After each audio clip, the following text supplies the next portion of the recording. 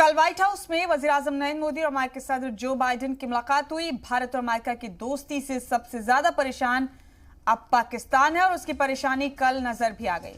अक़वाम मुत्तहिदा general assembly की meeting में पाकिस्तान के वज़ीर-ए-आज़म इमरान खान ने तकरीर की, लेकिन अपनी तकरीर में इमरान खान ने हिंदुस्तान को बदनाम करने की कोशिश की। अक़वाम मुत्तहिदा जनरल असेंबली में इमरान खान ने फिर से कश्मीर राग अलापा। इमरान खान ने कहा कि कश्मीर का डेमोग्राफिक स्ट्रक्चर चेंज किया जा रहा है। जम्मू कश्मीर को मुस्लिम अक़लियत बनाने की कोशिश है। 5 अगस्त 2019 से जम्मू कश्मीर में कई गैर कानूनी और एक तरफा कदम उठाए गए। उन्होंने मजीद कहा कि कश्मीर में पुरअमन मुखालफत को पुरतशद्दुद तौर से दबाया गया। मीडिया और इंटरनेट पर पाबंदी आयद कर दी गई। इमरान ने कश्मीर के अलादगी पसंद लीडर सैयद अली शाह गिलानी को शहीद बताया। उन्होंने कहा कि गिलानी के परिवार वालों के साथ नाइंसाफी हुई। तो बड़ा अपडेट दे रहे हैं आपको इस वक्त। यूनाइटेड नेशंस जनरल असेंबली में पाकिस्तान की हिंदुस्तान और अमेरिका की दोस्ती को लेकर परेशानी साफ नजर आई। अपनी तकरीर में पाकिस्तान के वज़ीर-ए-आज़म इमरान खान ने फिर एक बार कश्मीर का राग अलापा। इमरान ने कहा कि जम्मू कश्मीर को मुस्लिम अक़लियत बनाने की कोशिश है। कश्मीर में पुरअमन मुखालफत को पुरतशद्दुद तौर पर दबाया जा रहा है। उन्होंने कहा कि कश्मीर का डेमोग्राफिक स्ट्रक्चर तब्दील किया जा रहा है।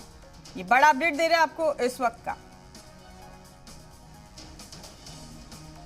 तो यूएनजीए में खिताब किया था वज़ीर-ए-आज़म इमरान खान ने और कश्मीर का राग फिर एक बार अलापा। इमरान ने कहा कि कश्मीर में डेमोग्राफिक स्ट्रक्चर चेंज किया जा रहा है और धीरे धीरे कश्मीर को मुस्लिम अक़लियत बनाने की कोशिश की जा रही है। It has undertaken a series of illegal and unilateral measures in occupied Jammu and Kashmir since 5th August 2019. It has jailed senior Kashmiri leadership, violently suppressed peaceful protest. This repression is accompanied by illegal efforts to change the demographic structure of the occupied territory.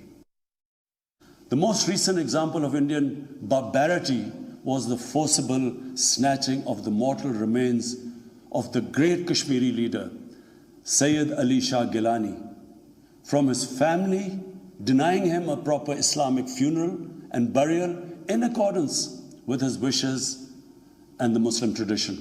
That Sayyid Gilani's mortal remains be allowed to be buried in the cemetery of martyrs.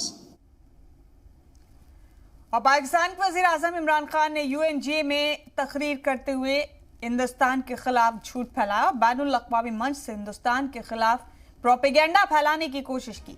Jammu Kashmir पर पाकिस्तान के झूठ पर हिंदुस्तान ने करारा जवाब दिया। अक़वाम मुत्तहिदा में हिंदुस्तान की फर्स्ट सेक्रेटरी स्नेहा दुबे ने इमरान खान को सख्त अल्फाज में जवाब दिया।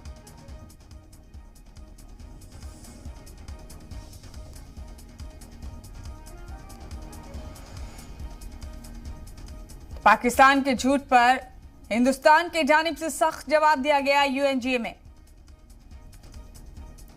आपको बता दें कि हिंदुस्तान की फर्स्ट सेक्रेटरी स्नेहा दुबे ने इमरान खान को सख्त जवाब दिया और पाकिस्तान ने जिस तरह से कश्मीर राग अलापा और कहा कि कश्मीर में डेमोग्राफिक तब्दीलियां की जा रही हैं, उसी को लेकर हिंदुस्तान की तरफ से सख्त अंदाज में जवाब दिया गया।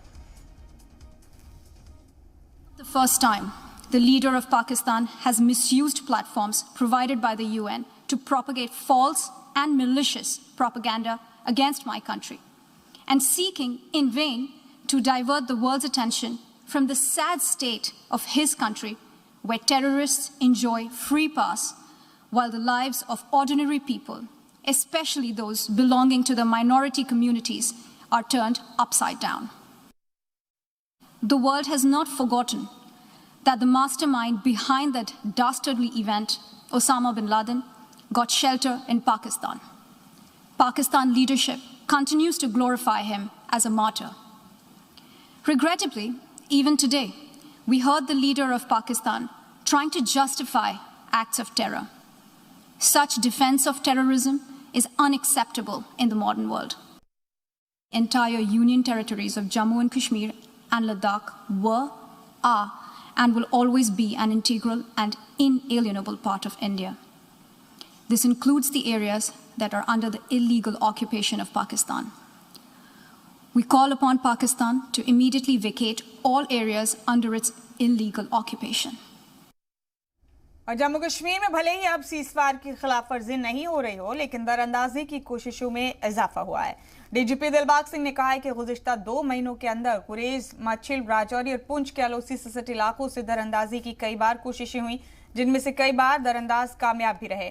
2 महीनों के अंदर दरअंदाजों के साथ 4 इनकाउंटर हो चुके हैं। उन्होंने कहा कि इस पार आने वाले ज्यादातर दहशतगर्दों को मार गिराया जा चुका है। उन्होंने मजीद कहा कि सर्दी के दिनों में दरअंदाजी की कोशिशें भी ज्यादा होती हैं, जिसे लेकर हिफाजती दस्ते भी अलर्ट।